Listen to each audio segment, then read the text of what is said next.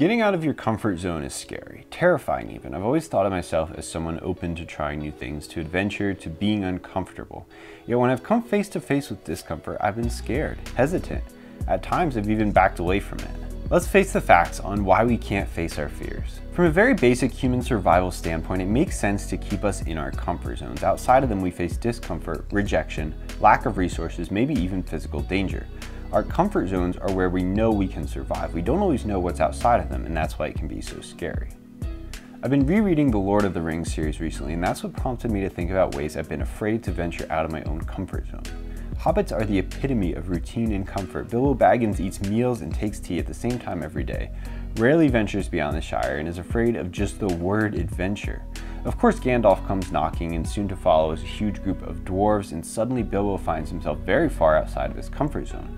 With less than 24 hours of notice, Bilbo is forced to make a decision on whether or not he will come along with the dwarves on a crazy adventure to get back their stolen treasure, and against all logic, Bilbo says yes.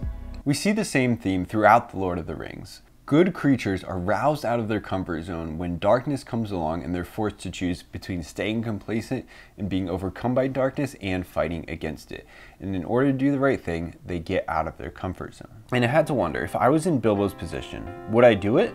Would I leave everything I've ever known? Would I turn my back on all of my comforts to do something that could be great? I'd like to say the answer is yes. I think we all would. Most of us think of ourselves as the main characters in our own stories. We identify with heroes when we see them on screen or in print. But the truth is, a lot of the time my answer would be no. Facing the choice to choose something that was a little more risky but that I really loved in college to study, like film, I chose the safe option, business. When my wife found a really cute hypoallergenic puppy that she wanted to adopt, I said no. I said that we didn't have the time or the money, and I didn't want that much change and responsibility in our lives. When we compromised and said that we would go see the dog but wouldn't decide until after we had seen it, I completely changed my mind. I could have missed out on so many adventures and so much love if we had taken my no as the final answer. But there are also times where I've said yes to adventure in my life, and those are some of the best decisions I've made. When I had the opportunity to spend 4 months studying abroad in Russia, away from everything I'd ever known in a completely different country, I said yes. And that trip opened my eyes, taught me so much, and gave me the chance to see so many incredible things. When my wife got into medical school across the country, we said yes to renting a U-Haul, packing up our stuff, and driving 1,600 miles over 3 days. But don't worry if you're not in one of those big inflection points in your life. This video still applies to you because there are plenty of opportunities to saying yes to getting out of your comfort zone in your day-to-day life. For example, I recently committed to creating a new YouTube video every single week. I've been trying and failing at creating a YouTube channel for years now. Seriously, if you go back and look at the very few videos on my channel, you'll see my first videos were on my time in Russia. You know, that time I got out of my comfort zone to study abroad 4 years ago.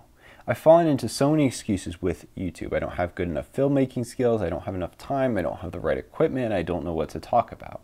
I realized that the only way to break out of those excuses, to break out of my comfort zone, was to just start. So that's what I did, and that's why I committed to uploading every single week. I didn't feel ready, I didn't feel like I had the time. It was a huge leap from how much time I was putting into creative efforts.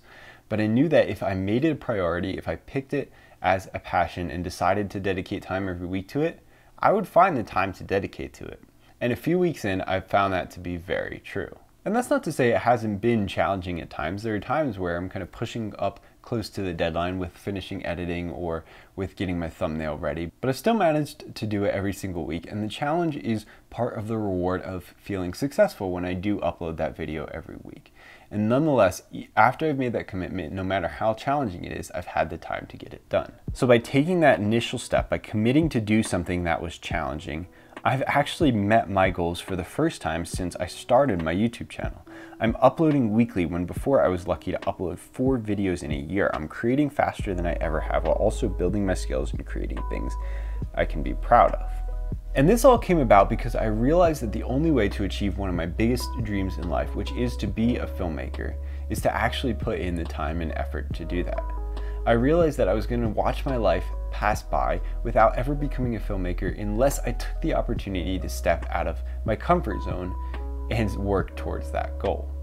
So in short, with my YouTube channel, once again, saying yes to discomfort has changed my life and led to some really amazing things. And of course, there are times where you might regret stepping out of your comfort zone, where you might regret saying yes to certain things, but ultimately those are all part of learning and part of life. Back when I was in college, I said yes to a few too many things for some semesters. There was one semester where I was working 3 different work-study jobs, trying to fill my time between a library, the film studies department, and the job where I actually got to do video stuff. I wanted to do all 3 and I needed the money, so I said yes to all of them. I figured that if I just pushed myself, as long as I rigidly built my schedule, I could do it. And the truth is, I could do it. I was able to get all of those 3 jobs into my schedule and still fit in time for studying and my other activities. But would I have said yes to all of that looking back? Probably not.